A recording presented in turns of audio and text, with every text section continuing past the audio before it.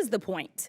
Like, why are we here? Because it doesn't seem like we're doing efficiency, right? Like, have we seen Elon? No. Have we seen anybody that works for Doge? No. But we're in the Doge subcommittee and we're talking to everybody but the Doge people. So to hear the comments about Stacey Abrams, it really got me going.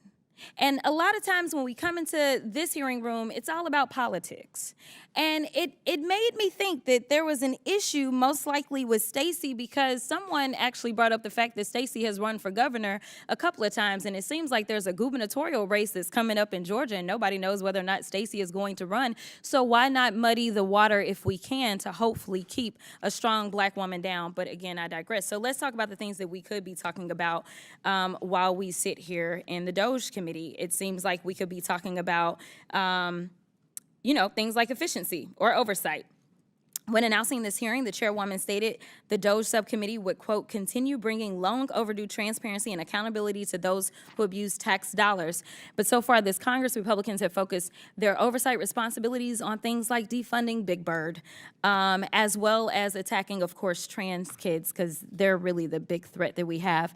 We could be talking about how the Trump administration is ignoring these court orders, supporting American citizens, or targeting members of Congress for prosecution, or how Trump signed an order deregulating the cryptocurrency industry just as his family launched a digital currency. We could be having a hearing on how Trump fired members of the National Labor Relations Board for bringing a suit against Elon Musk, or how the Trump administration dismantled the Office of the Federal Contract Compliance while the office was investigating Tesla for alleged racial harassment, or how Trump dropped lawsuits against numerous large companies after they donated to his inaugural fund. We could have a hearing on whether Trump violated the emoluments clause when he not only, it seemed like he asked for a $400 million jet from a foreign government. Trump has put a for sale sign on the lawn of the White House and has allowed wealthy donors to dictate how the government operates. That's what we should be having a hearing about, but nope.